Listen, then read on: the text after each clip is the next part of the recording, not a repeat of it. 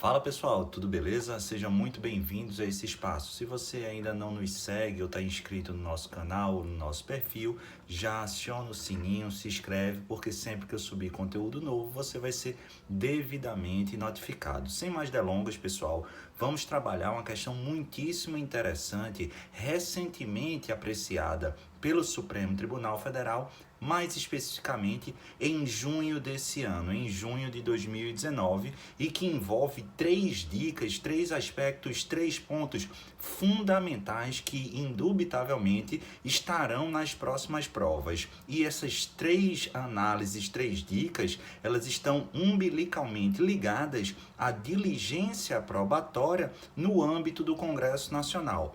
Vamos ao primeiro ponto. Pessoal, em primeiro lugar, há uma dúvida que precisa ser esclarecida para você não se confundir na hora da sua prova. Qual é essa dúvida? Diligência probatória e investigativa no âmbito físico do Congresso Nacional não é de competência exclusiva do Supremo Tribunal Federal. Por exemplo, se houver a necessidade de realizar uma busca e apreensão, naturalmente imprescindível é a expedição de um mandado. Pedro, a competência para a expedição, nesse caso, de um mandado de busca e apreensão a ser efetuado no Congresso Nacional é exclusiva do Supremo Tribunal Federal? E a resposta é não.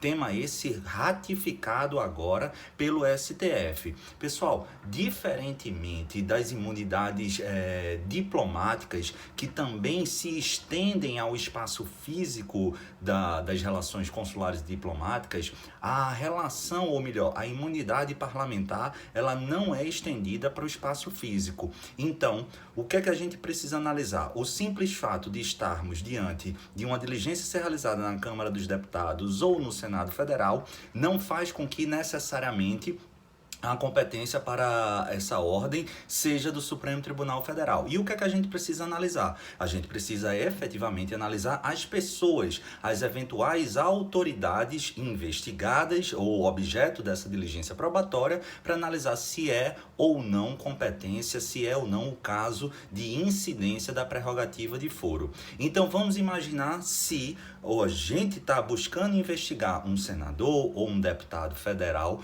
por um eventual crime no exercício de suas funções, aí sim a competência será exclusiva do Supremo Tribunal Federal. Caso contrário, a gente não tem essa possibilidade. Como é que vai cair na sua prova? Pode cair de várias formas, mas uma que eu já antevejo é: doutora, é possível que um juiz de primeiro grau determine uma busca e apreensão no âmbito do Congresso Nacional? Sim, desde que a pessoa investigada, objeto da investigação, não seja o quê? Não ostente um foro por prerrogativa de função, uma autoridade, não seja uma autoridade, beleza? Bacana. Qual é a segunda dica que eu queria trabalhar com vocês? Pessoal, presta muita atenção. Por quê? Porque uma eventual nulidade, ela pode ser parcial, um alcance limitado. Vamos trabalhar outro exemplo. Imagina aqui que eu estou investigando 3 pessoas, só que 2 delas não são autoridades, e uma é um deputado federal que supostamente cometeu um crime no exercício de suas funções do mandato atual. Quem é que tem a competência para deferir medidas investigativas em relação a esse cara?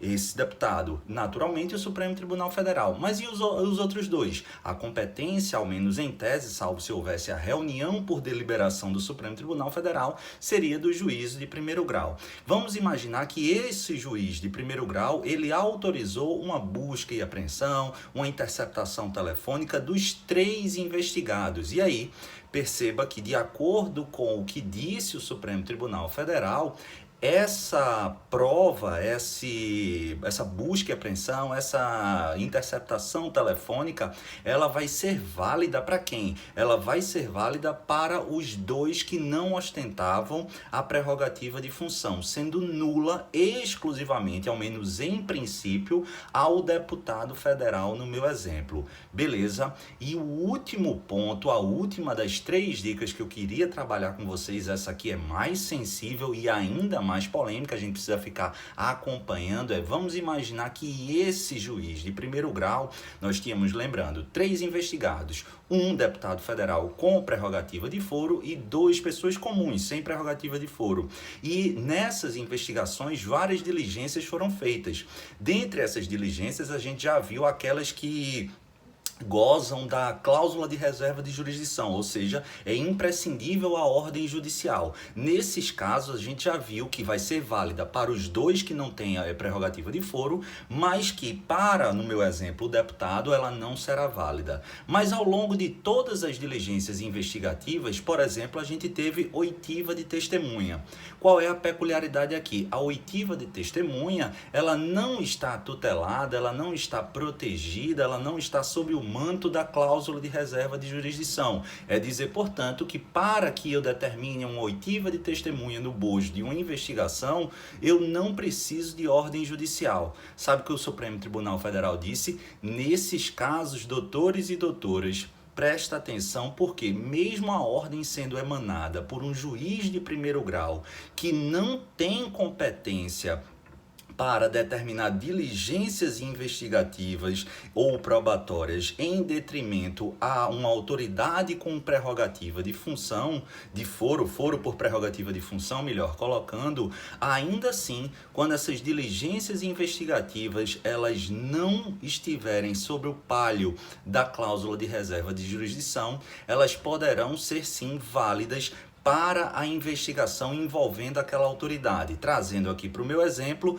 vamos imaginar que nessa investigação que estava sob o manto ou sob o palio desse juiz de primeiro grau, várias diligências foram feitas, dentre elas a oitiva de testemunhas e uma busca e apreensão. A busca e apreensão, ela pode ser utilizada para o deputado? Não. Pode ser utilizada para os 2 outros investigados? Pode. Mas e a oitiva de testemunha? O conteúdo dessas testemunhas, desses depoimentos, eles podem ser utilizados para o deputado? Sim. Por quê? Porque não estava sob a cláusula de reserva de jurisdição. Pessoal, muito importante, então 3 dicasinhas aí bem bacanas para cair na sua prova. Espero que vocês tenham gostado. Comenta aí embaixo, dá um legal, dá uma curtida aí e de novo, se não está inscrito no nosso canal, se inscreve, porque sempre que eu subir conteúdo novo, você vai ser devidamente notificado. Um beijo no coração, fiquem com o Papai do Céu e até o próximo vídeo. Valeu!